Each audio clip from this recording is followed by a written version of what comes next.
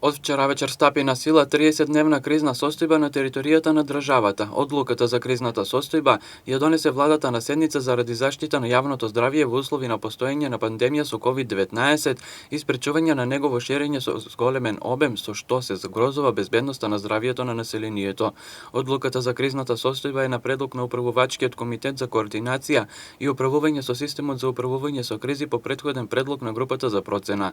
Истовремено владата ќе му предложи на председателот на Република Северна Македонија да одлучи за учество на дел од припадниците на армијата во справување со кризната состојба.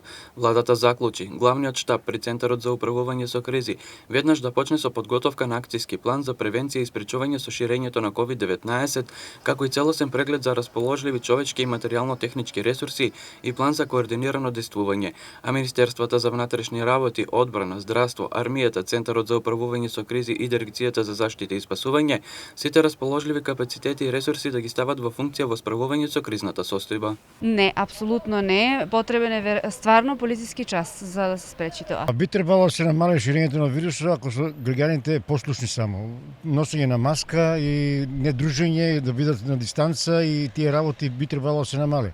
Едино така може само да успееме, иначе другојаче не бива. Министерот за здравство Венко Филипче вчера се сретна со сопствениците на приватните болници Жан Митрев, Систина и Ремедика, кои изразиле позитивен став во однос на користење на нивните ресурси од страна на државата за справување со пандемијата со COVID-19.